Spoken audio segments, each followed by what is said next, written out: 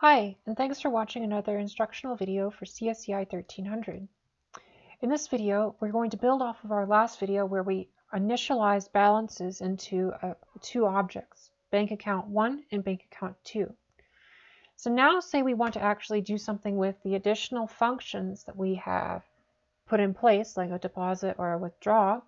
We can now do those and show that as an operation step. So let's do a deposit with a bank account 1. So we initially had $0. So say we want to deposit $500. So what we could do is we could create a new amount. Actually, let's call it deposit amount. And we'll set it equal to, let's see, we want to set $500. So we want to deposit $500. And what we're going to do is we're going to say account 1 dot deposit, and now we're going to pass in the deposit amount.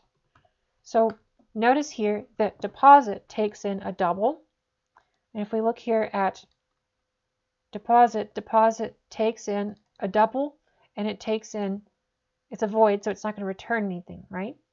So what we do here is we pass in this variable with the amount that we want to deposit, and we link it to account 1 through account 1 dot the function call with the variable amount that we want.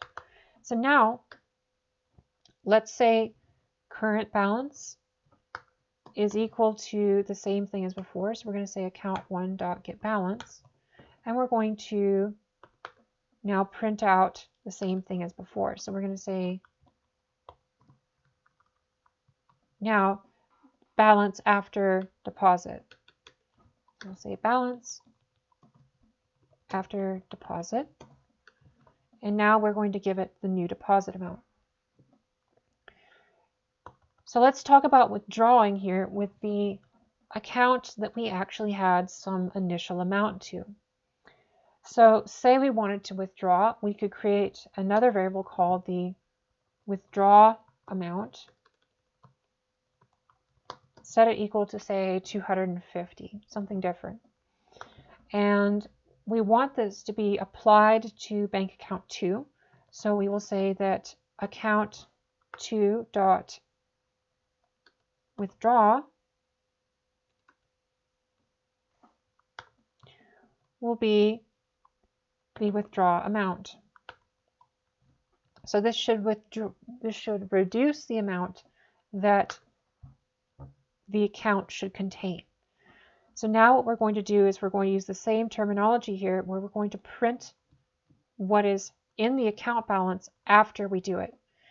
So we've got this initial deposit amount, or we've got an initial amount of zero in the first account. We're then going to deposit, so we should have a current balance of 500 after the deposit. And here what we're going to do is we're going to say that the balance, what the balance is after the withdraw. So here we're actually taking away rather than putting money in. So we're reducing 1,000 by 250, so we should get 750 when we print account 2.get balance again. So let's see what we get when we run the code.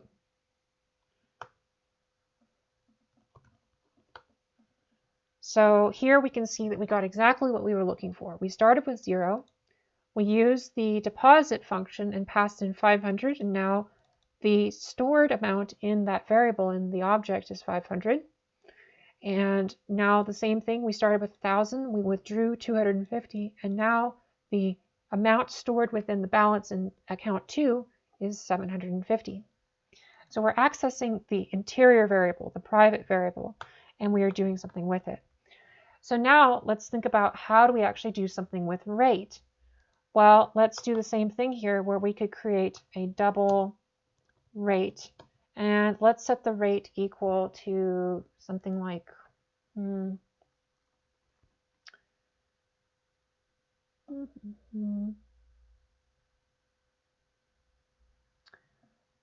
let's set the rate equal to,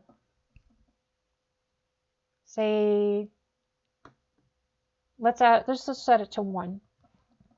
And say we then do account 1 dot add interest. We're then going to pass in the rate here, and we're going to see out balance after rate, after interest. Let's do that. And what we're going to do is we're going to print the account 2 dot get balance. So that's where we're going to use this. And we're just going to do it here like this. So now we're printing some interest based on the rate. And let's do the same thing here, but with a different amount. So we're going to create a rate 1 and a rate 2. So let's do that here. So here, let's set the rate here to 10 instead.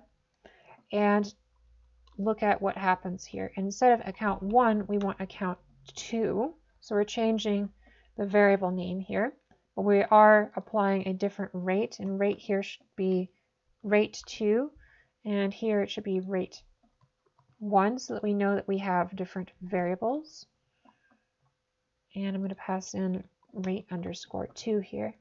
So now we've got something that deposits, something that withdraws, and we have modified both accounts by a rate that is different for each account.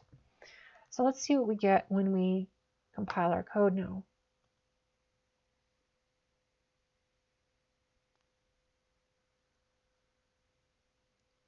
120. There we go.